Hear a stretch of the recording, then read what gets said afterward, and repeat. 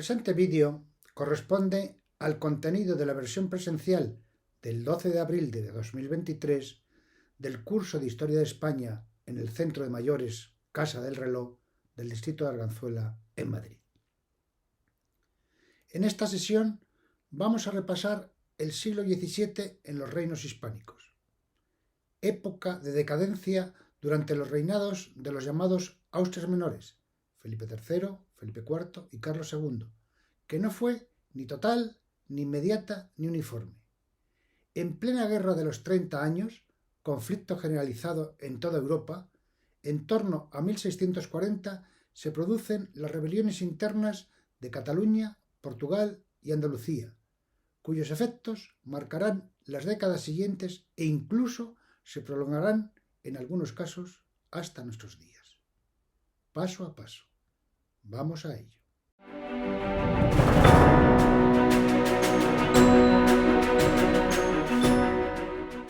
Himno El Segador. Esta canción es el resultado de un romance de noticias para llamar al pueblo catalán a luchar, y cuenta las desdichas en Cataluña de los tercios del conde duque de Olivares, amén de la sangrienta entrada de los segadores en Barcelona durante el Corpus de Sangre de 1640.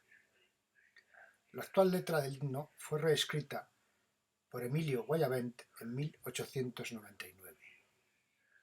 Fue declarado himno oficial del Estado de Autonomía de Cataluña en 2006, ratificado por sentencia del Tribunal Constitucional de 28 de junio de 2010. ¿Cómo pudo llegarse a esta situación en Cataluña? ¿Y en Portugal? ¿En Andalucía? ¿En Flandes? Hay que tener en cuenta los desorbitantes gastos de las continuas guerras en Europa, la ruina económica y demográfica de Castilla y la negación de otros reinos hispánicos, Cataluña y Portugal fundamentalmente, a colaborar en los gastos. Estamos en la etapa que se conoce como de los Austrias menores, tras la muerte de Felipe II en 1598 hasta 1700. Josep Pérez, que es un historiador que ya hemos comentado, en La frustración del imperio 1476-1714, que forma parte de la historia de España dirigida por Mañón Turol de Lara, señala algunas de las causas. Por una parte está la lenta agonía de una dinastía, que es a la par fracaso de los valores que había querido representar.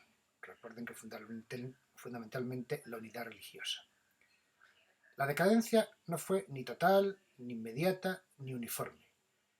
Los focos políticos y culturales pasan del Mediterráneo al Atlántico. Estamos hablando, señala Pérez, de decadencia de España o decadencia de Castilla. La monarquía católica reunía varios territorios bajo el mismo cetro, pero el peso principal de la política imperial siempre recayó sobre Castilla.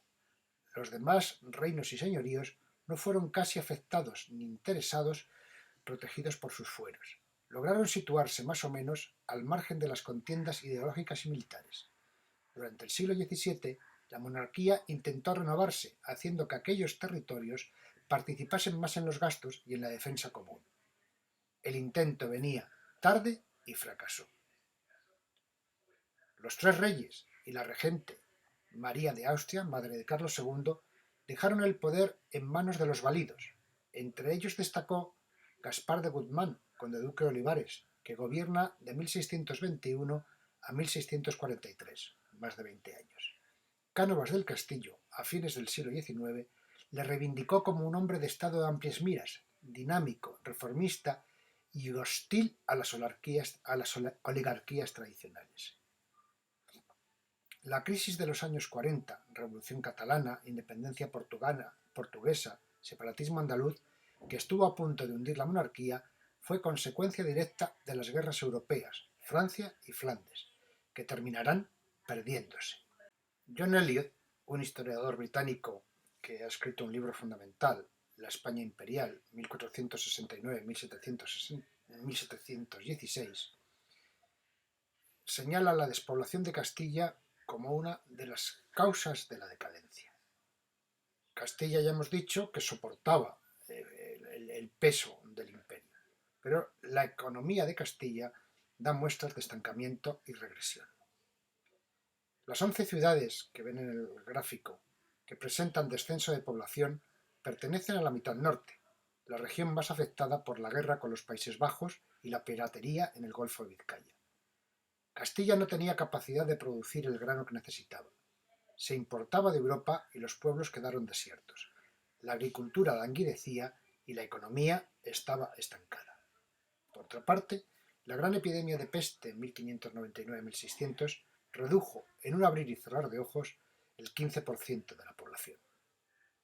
La expulsión de los moriscos, por otra parte, que se produjo en 1609, en una fecha escogida para disimular el fracaso de la firma de la tregua de los 12 años con los Países Bajos. Esto supuso que entre 275.000 y 500.000, según distintas fuentes, moriscos fueron expulsados. Fue un gravísimo quebranto demográfico para Valencia, que perdió un tercio de su población, pero también para Castilla, donde se habían dispersado miles de ellos en los trabajos agropecuarios. La expulsión de los moriscos ejemplifica la total despreocupación de los gobernantes por las realidades económicas y la adopción de soluciones populistas sin tener en cuenta las consecuencias de las mismas. La decadencia del gran imperio. Siguiendo a nuestro historiador de cabecera, Pierre Vilar, en su Historia de España, podemos ver que los reyes Felipe III, Felipe IV y Carlos II sobre todo, son unos pobres hombres. Entre los favoritos, si Olivares, con su pasión por el mundo, tiene alguna grandeza, la mayoría está compuesta por mediocres intrigantes. La etiqueta, la corrupción y la intriga afectan a la eficiencia del poder central. La unidad nacional queda comprometida. En 1640 Portugal se pierde. Cataluña, también sublevada, será vencida, pero de 1700 a 1714 renovará su tentativa. Fuera de la península, el desmoronamiento es irreparable. Los tratados de 1648 registran la libertad de las Provincias Unidas, la pérdida de Artois y de las plazas francesas. El Tratado de los Pirineos desgaja del territorio español la Cerdaña y el Rosellón. El Franco Condado y otros fragmentos de Flandes se pierden en la lucha contra Luis XIV. Las consecuencias son demoledoras. Pérdida de los Países Bajos católicos, del Luxemburgo, de las posesiones italianas, Menorca, Gibraltar y convenciones marítimas señalan las ventajas obtenidas por Inglaterra sobre su rival en el dominio naval. La rebelión de Cataluña entre 1640 y 1659. Aquí les presento a los protagonistas. Por parte del poder central de los reinos hispánicos, y concretamente de Castilla, tenemos al rey Felipe IV, al conde de Santa Coloma, al conde duque de Olivares, Gaspar de Guzmán, y a Juan José de Austria, virrey de Cataluña, que terminará con el conflicto. En la parte que podríamos decir catalana, sin embargo, lo que tenemos es una gran influencia francesa. Por una parte tenemos a Luis XIII, que será nombrado por los catalanes conde de Barcelona. El intrigante es el cardenal Mazarino, valido de Luis XIII. Y a la sucesión de Luis XIII tenemos ya al rey Sol, a Luis XIV, que continuará con ese título de conde de Barcelona. En la parte catalana tenemos a Pau Clarís, presidente de la Generalitat de Cataluña. La rebelión de Cataluña tuvo su origen en la unión de armas del conde-duque de Olivares. Seguimos lo señalado en este aspecto por Josep Pérez. En plena guerra de los 30 años, 1638-1648, un conflicto que reunió o enfrentó prácticamente a la totalidad de Europa, tenemos por una parte a Castilla, al Sacro Imperio Romano Germánico, que comprendía Austria, Baviera y la Liga Católica, la Italia española, Polonia y Lituania, el Janato de Crimea y los cosacos de Zaporilla, que luchaban contra Francia, Suecia, las Provincias Unidas de Holanda, Dinamarca y Noruega, Escocia, Bohemia, Sajonia, Palatinado, Prusia, Transilvania con el apoyo del zarato ruso y el Imperio Otomano. El conde-duque de Olivares ideó la Unión de Armas, que consistía en repartir el peso de la política imperial, soportada por la corona de Castilla, con el resto de los reinos hispánicos cuyo monarca era Felipe IV, con el fin de formar un ejército común abastecido y mantenido por cada provincia en proporción a su población y su riqueza. En los territorios de la Corona de Aragón lo aceptan a regañadientes las Cortes de Aragón y Valencia y lo rechazan las Cortes de Cataluña. En 1636 Francia ataca ambos lados de los Pirineos, Fuenterrabía y Perpiñán. Olivares decide contraatacar con un ejército de 40.000 hombres desde Cataluña para forzar así su intervención en hombres y dineros, ya que los catalanes se niegan a servir al rey fuera de su tierra. La presencia del ejército en Cataluña crea una serie de conflictos que degeneran en el llamado Corpus de Sangre. Vamos a repasar ahora la sucesión de acontecimientos en la rebelión de Cataluña en una secuencia en la que vamos a ir fecha por fecha, siguiendo al profesor Alain Beguet. El 1 de febrero de 1640, el señor del castillo de Palautordera, Antoni de Fluvià, un pacífico caballero aficionado a la pintura, su mujer, su hija y sus criados, son asesinados por las fuerzas del tercio napolitano de Spatafora, que actuaban a las órdenes o dependían de Felipe IV. El 9 de marzo de 1640 se publica una pragmática real por la cual las tropas acantonadas en Cataluña deben ser alojadas, alimentadas y pagadas a expensas del Principado. Se produce un profundo malestar entre la población rural, la más pobre. La Diputación y el Consell de Barcelona protestan legalmente ante el virrey conde de Santa Coloma. El 15 de marzo de 1640, el virrey ordena la detención del diputado militar del Consell, Francesc de Tamarit. El 30 de abril de 1640, en Santa Coloma de Farners, queman vivo al alguacil real Miquel Joan de Monrodon, que había ido a poner orden. El 2 de mayo de 1640, el obispo de Girona, Gregorio Parcero, excomulga a los tercios napolitanos de Leonardo Moles por saquear e incendiar la iglesia de Ruidarense. El 14 de mayo de 1640, las tropas del tercio, en represalia al asesinato del alguacil Miquel Joan, arrasan la ciudad de Santa Coloma de Farners. La revuelta se extiende por el Empordà, la Selva, el Vallès, de modo que los campesinos de los pueblos se van agrupando en bandas armadas para expulsar a las tropas y consiguen liberar a Tamarit. El 6 de junio de 1640, el virrey Santa Coloma, tras consultar a Olivares, se compromete a retirar las tropas de Cataluña. Al día siguiente comienzan las fiestas del Corpus Christi, que durarán 8 días, y deben atender los últimos detalles. Se celebra una corta reunión con los líderes locales para informarles y se deja los detalles para más adelante. El 7 de junio de 1640, un grupo de 400 o 500 hombres, vestidos de segadores, entran en Barcelona. Parece que entre los auténticos segadores hay insurgentes que han combatido contra las tropas en las comarcas del norte de Barcelona. están principalmente en contra de los jueces de la audiencia, es decir, aquellos que han impuesto los alojamientos y que no han impedido los abusos de los soldados.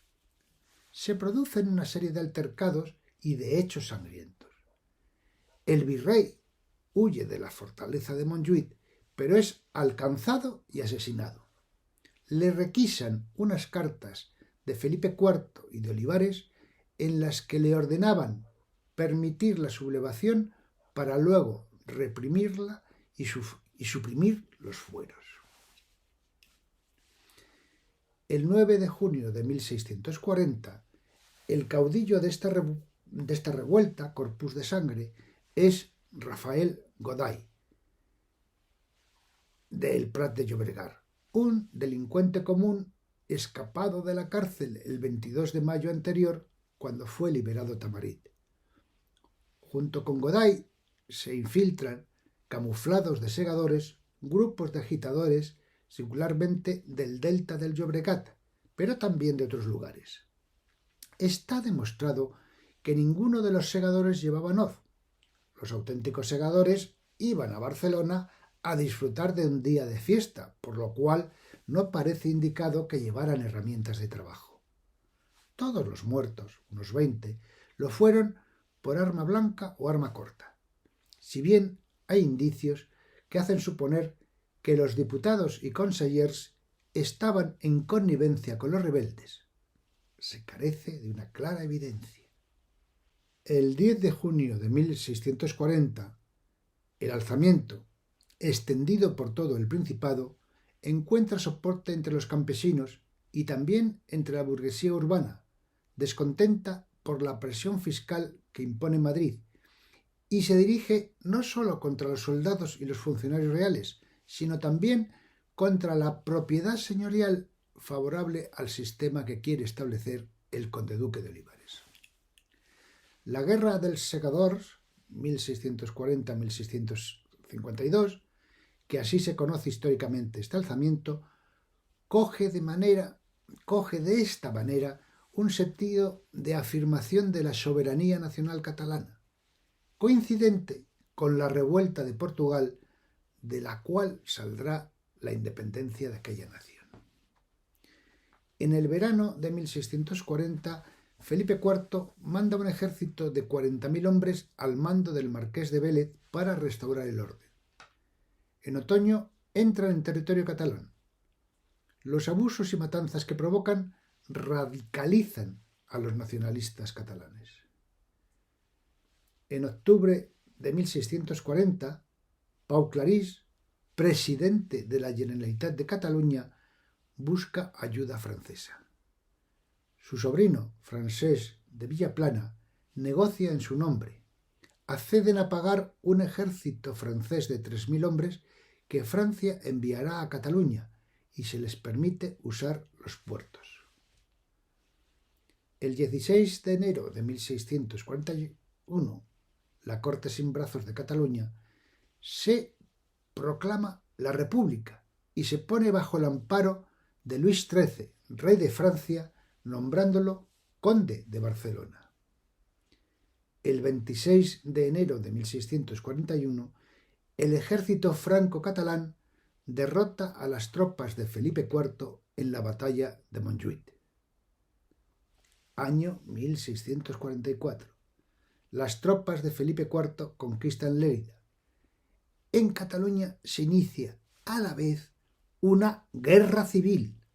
La nobleza y la Iglesia catalana, asustados por la violencia de los campesinos, se alejan de la Generalitat y Luis XIII. Pasan varios años y llegamos al 11 de junio de 1651.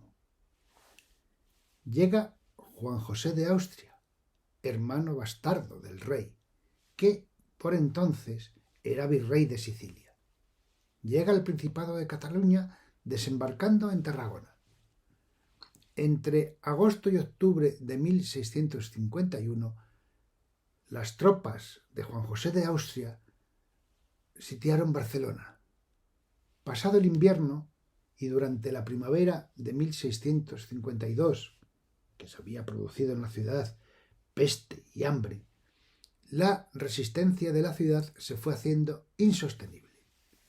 En ese contexto, el 5 de mayo de 1652, Felipe IV había autorizado a Juan José de Austria a ofrecer perdón general a los catalanes, lo que hizo en una carta escrita a la ciudad de Barcelona y leída en el Consejo de Ciento el 9 de octubre. El 11 de octubre, el conseller en cap de Barcelona, Rafael Casamillana, pidió oficialmente el perdón de la ciudad y 2 días después, el 13 de octubre de 1652, Barcelona abría sus puertas a las tropas de Felipe IV, poniendo fin a una rebelión que había durado 12 años. Queda pendiente, hasta la paz de los Pirineos, derivada de esa guerra de los 30 años que ya les he comentado, la presencia militar de Francia en una parte del Principado, el Rosellón y la Cerdeña, que terminarán en poder de Francia. Ocurre que en paralelo con esa situación que se había provocado en 1640, aunque tenía antecedentes, se produce la rebelión e independencia de Portugal. Por el Estatuto de Tomar de 1581, cuando accede al trono de Portugal Felipe II, los portugueses estaban casi exentos de toda carga fiscal. La Unión de Armas de Olivares les exige una contribución anual de 500.000 cruzados. En 1637 se produce un levantamiento popular antifiscal en Évora, que se extiende al Algarve y el Alentejo. El 14 de junio de 1639, Felipe IV suprime el Consejo de Portugal. Los nobles portugueses lo rechazan y ponen sus ojos en los derechos hereditarios de la Casa de Braganza. Los intereses lusos en Brasil son atacados por los holandeses. Tras la rebelión de Cataluña en 1640, João de Pereira, duque de Braganza, es requerido para que se traslade a Madrid. Un grupo de nobles lo impiden y asesinan a los soldados de Olivares en Lisboa y lo proclaman rey el 1 de diciembre de 1640 con el nombre de Juan IV. La virreina Margarita de Saboya es destituida y trasladada a la frontera. La Guerra de los 30 años y la situación en Cataluña impiden una respuesta efectiva de Felipe IV. El Reino de Portugal firma una alianza con Inglaterra en 1654. Se suceden distintas batallas. Los portugueses llegan a sitiar Badajoz y los españoles Elvas. El 17 de junio de 1665, en la batalla de Montes Claros, los portugueses, apoyados por fuerzas francesas e inglesas, derrotan contundentemente a las tropas españolas. La firma del Tratado de Lisboa de 1667 entre Francia y Portugal precipitaron el fin del conflicto. Los Habsburgos españoles finalmente accedieron a reconocer la independencia portuguesa y a la Casa de Braganza como nueva dinastía reinante de Portugal. El 13 de febrero de 1668, la paz se firmó ese día en el convento de San Eloy de Lisboa. Pero hay más. Se produce también una rebelión en Andalucía, la conocida conspiración del duque de Medina Sidonia. Seguimos para ello la monografía Historia de una conjura de Luisa Isabel Álvarez de Toledo. La conspiración del duque de Medina Sidonia es la denominación historiográfica de una conspiración que tuvo lugar en Andalucía en 1641. se sitúa en el contexto de la denominada crisis de 1640, la coyuntura política más crítica del reinado de Felipe IV, simultánea a la revuelta de los catalanes y a la independencia de Portugal con la que está vinculada. Fue protagonizada por el 9º duque de Medina Sidonia y el 6º marqués de Ayamonte. Se le han atribuido muy diversas motivaciones, entre las que está la posibilidad de entenderla como una simple conjura nobiliaria de carácter estamental o particularista, o como un intento secesionista o independentista. Pretendía sublevar Andalucía contra el rey para instaurar en ella una monarquía en la persona del citado duque. Los planes quedaron al descubierto en el verano de ese año y el intento fue abortado. Se trata de un episodio histórico cuya veracidad genera controversia. El 1 de diciembre de 1640, Felipe IV y Olivares encomendaron a Medina Sidonia la capitanía general de un ejército para reconquistar Portugal desde Ayamonte. El duque no estaba por la labor, ya que su hermana, Luisa de Guzmán, esposa del duque de Braganza, acababa de ser proclamada reina consorte de Portugal en Lisboa. Medina Sidonia retrasa los preparativos para el ataque y Antonio di Sassi, un enviado de Madrid, descubrió la conspiración. El duque de Medina Sidonia es llamado ante el rey, confiesa su culpabilidad ante el notario mayor del reino y culpa a su primo, marqués de Ayamonte, de haberle inducido a aquella acción, a la vez que niega que intentara proclamarse rey de Andalucía. Ayamonte señala que quería una república andaluza. El marqués de Ayamonte es hecho prisionero y ejecutado en el Alcázar de Segovia en 1648. El duque de Medina Sidonia fue condenado a pagar una multa de 200.000 ducados y se le privó del señorío de Sanlúcar, que revirtió a la corona. Cambio en la geopolítica europea por el fin de la hegemonía hispánica. La Guerra de los 30 años, 1618-1648, arruina el poderío militar y económico de los reinos hispánicos. No contentos con estas pérdidas aceptadas en los tratados de Westfalia, se prosigue la lucha hasta la llamada Paz de los Pirineos, que será en 1659, que afirma el poderío de Francia, que se lleva el Rosellón y parte de los Países Bajos, más un compromiso matrimonial que une a una princesa española con un príncipe francés. Baza histórica porque la fórmula de renuncia a los derechos sucesorios resulta inoperante al ligarse a una entrega fallida de una crecida dote. En fin, mientras en Europa se levantan por los franceses con la tesis de las fronteras naturales, los reinos hispánicos acabarán también perdiendo Portugal en 1665. Les agradezco su atención.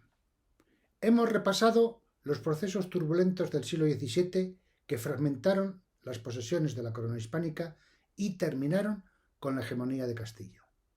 Francia será la gran beneficiada, que a principios del siglo XVIII logrará imponer su dinastía borbónica en España tras la Guerra de Sucesión.